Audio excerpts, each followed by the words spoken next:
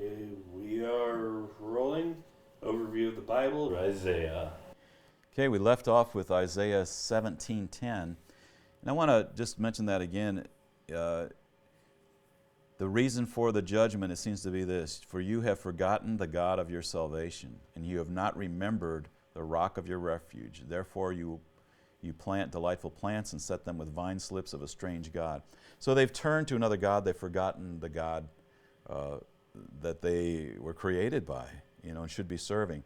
It's interesting. I remember hearing a story from a man named Alexander Solzhenitsyn, who was a Russian man. He said in his youth, he remembers sitting around hearing the old people talk and saying, how did we get to this place? How did we get to where we're under communism and this kind of thing?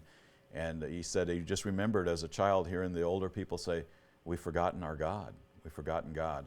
And I think, we could see that even in America this day. We've forgotten our heritage. We don't know. We've forgotten who God is.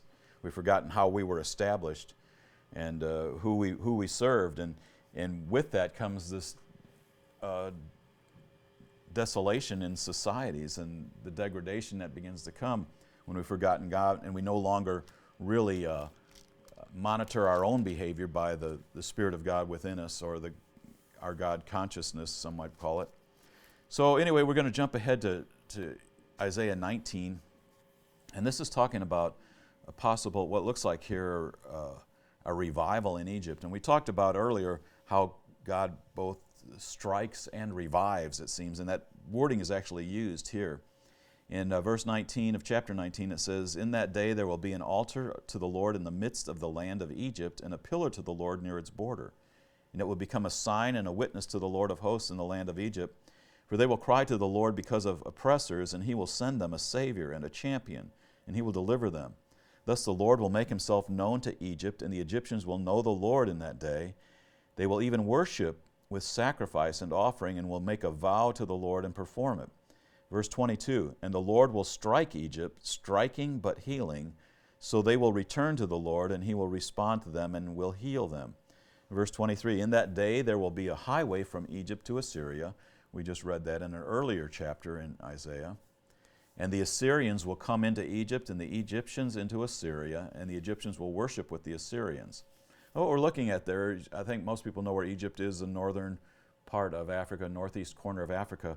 Assyria would take in what's now Syria, Turkey, Iraq, some of that area in there. And so if there's a highway between Assyria and Egypt, it would go along the eastern side of Israel, probably.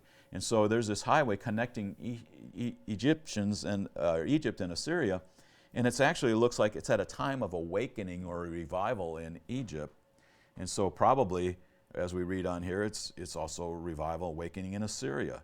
It says this in verse 24, in that day Israel will be the third party with Egypt and Assyria, a blessing in the midst of the earth, whom the Lord of hosts has blessed, saying, blessed is Egypt, my people, and Assyria, the work of my hands, and Israel, my inheritance.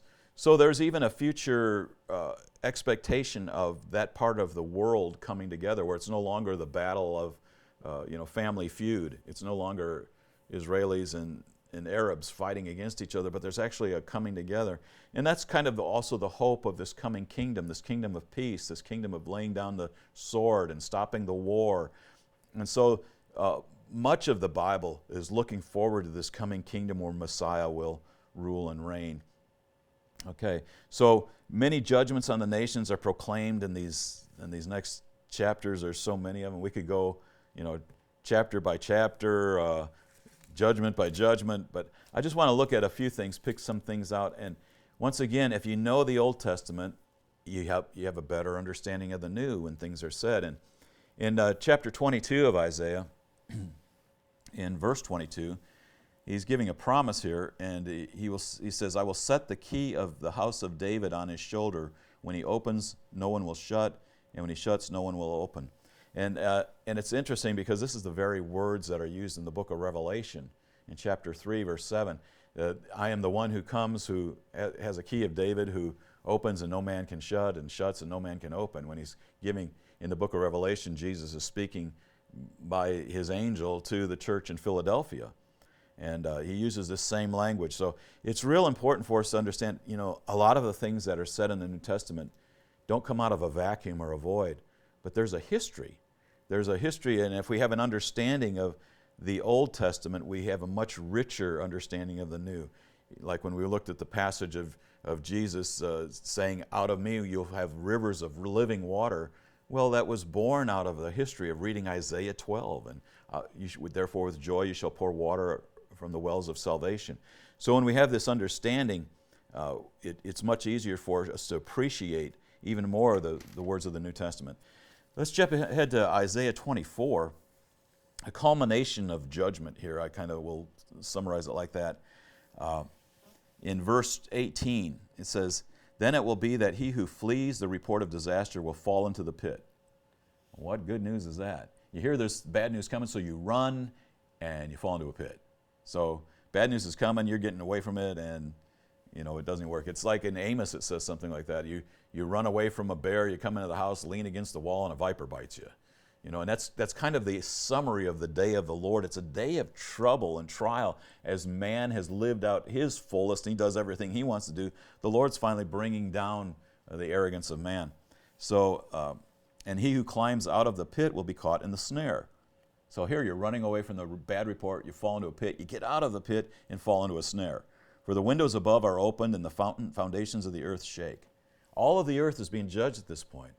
It's being reaped. The Lord Jesus talked about a harvest time at the end of the age when the wheats and the tares will all be harvested. And that's kind of this. Everything's being shaken. In Hebrews, everything that can be shaken shall be shaken. Verse 19, the earth is broken asunder, the earth is split through, the earth is shaken violently. And then it says the earth reels to and fro like a drunkard, and it totters like a shack. Can you imagine if maybe our actual globe started to shake a little bit? What would that do?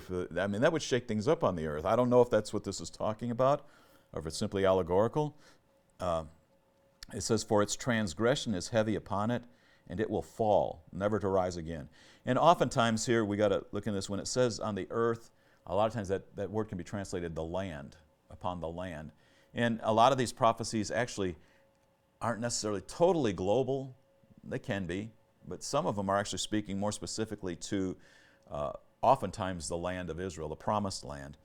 Verse 21, it says, so it will happen in that day that the Lord will punish the host of heaven on high and the kings of the earth on earth. So there's a judgment that's coming that's going to both judge the heavenly, like the fallen angels, the principalities, powers, rulers of darkness, all of those that are in authority that rule in the heavenly places that we don't see, the spiritual realm. There's going to be a judgment that falls upon them. At the same time, this judgment is going to come on the kings of the earth.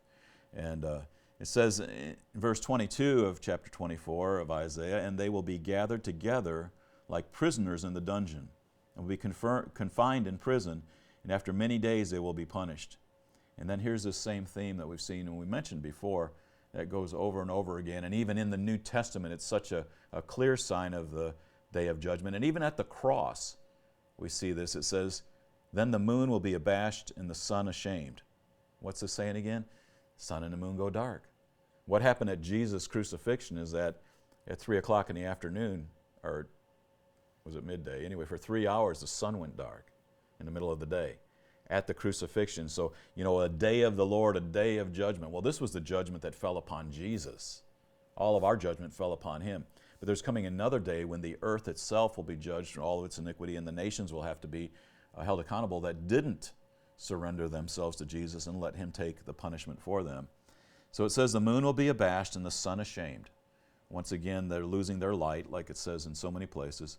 For the Lord of hosts will reign on Mount Zion and in Jerusalem, and his glory will be before his elders. So here is the picture, the final messianic picture of the rule of the Messiah on the earth, the rule of Christ, the rule of Jesus, the Messiah on the earth. It says he will reign on Mount Zion and in Jerusalem.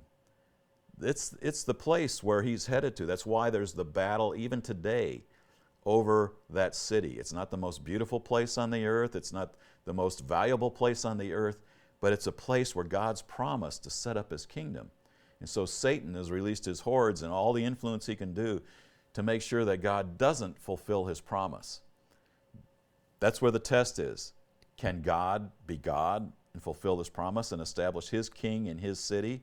Or will Satan win in this battle over rulership? And will he be able to control it and keep God from fulfilling his promise?